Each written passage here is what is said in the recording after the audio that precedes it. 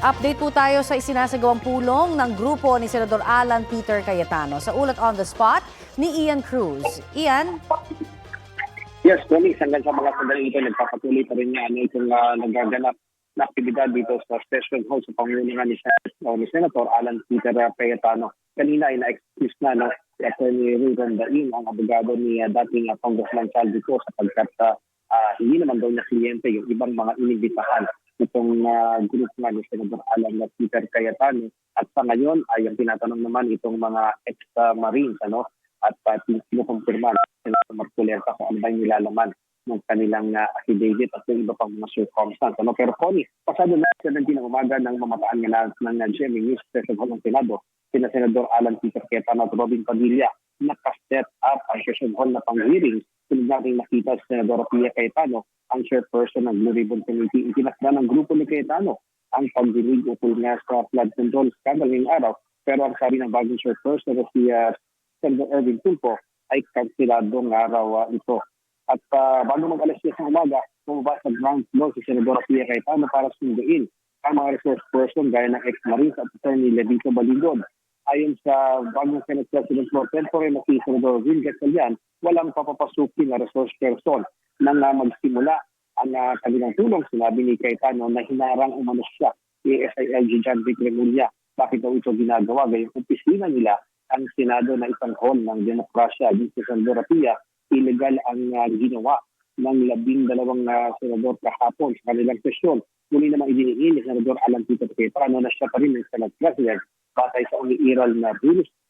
Preseng senador daw ang kailangan para sa palitan. Babala niya sa mga taga-Senado ang mga pipigil daw sa kanilang gagawin na pagdinig ay may kaakibat na legal na kaparusahan. Samantala, may pagdinig pa sa Committee on Ways and Means sa Senador Pia Cayetano kaya itinasa na nga sa Vice Chairman na si Senador Rodante Marcoleta ang pag-preside sa pagdinig bago nagsimula.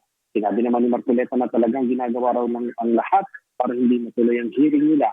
Sila ba may pinagtatakpan daw talaga ang kabilang grupo ukol sa flood control scandal na anya'y pinakamalaking pagnanakaw sa kasaysayan ng bansa. Hinanap din ito si dating House Speaker Martin Romualdez, mga staff nito pati ang mga staff ni dating Congressman Saldico. Walang taga-secretariat ng Blue Ribbon kaya Senator Alan Peter Cayetano ang nag-administer ng oath sa mga resource person. At actually, ang grupo naman ng bagong mayari ay sinasabing hindi legitimate kung ginagawa na ang grupo ni Cayetano dito sa session hall. Yun muna ang latest mula dito sa Senado. Balik sa iyo, Paul. Maraming salamat, Ian Cruz.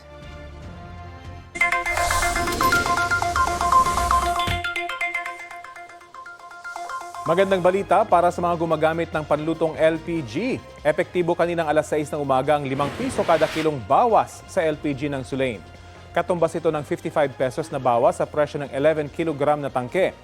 Ganyan din ang tapya sa LPG ng Petron na nauna nang nagpatupad ng rollback noong Martes, June 2. Hindi nakadalo sa arraignment ng kasong plunder si dating Public Works Secretary Manuel Bonoan na nasa ospital.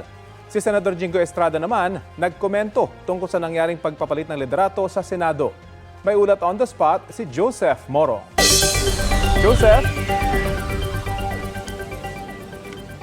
Rafi, na-reset nga itong arraignment o pagsasakdal ni Senadora Jinggoy Estrada. Yan ay parang sa kasong plunder sa 5th Division ng Sandigan Bayan dahil sa mga nakabinbin niya mga misyon. Kasama na dyan yung motion niya to quash o ibasura ang kanyang kinakaharap na kaso dito sa Sandigan Bayan at ibalik ito sa DOJ at sa Ombudsman. At sa pagdinig nga kanina, nagkaroon tayo ng pagkakataon na makapanayam itong si Senador Estrada tungkol sa mga kaganapan sa liderato ng Senado at sabi niya ay naniniwala siyang ang Senate President pa rin ay si Senador Alan Peter Cayetano. Ang mayorya daw dapat ay 13 o 13 dahil ang baseline ng bilang ng mga senador ay 24 dahil nananatili pa rin naman daw siyang senador at si Senador Ronald Bato de la Rosa. Narito ang kanyang pahayag. As far as I know, legally, the Senate President is still Senate President Alan Peter Cayetano. They cannot invoke Abilino versus Cuenco. According to the 1987 Constitution, the majority of all members 24.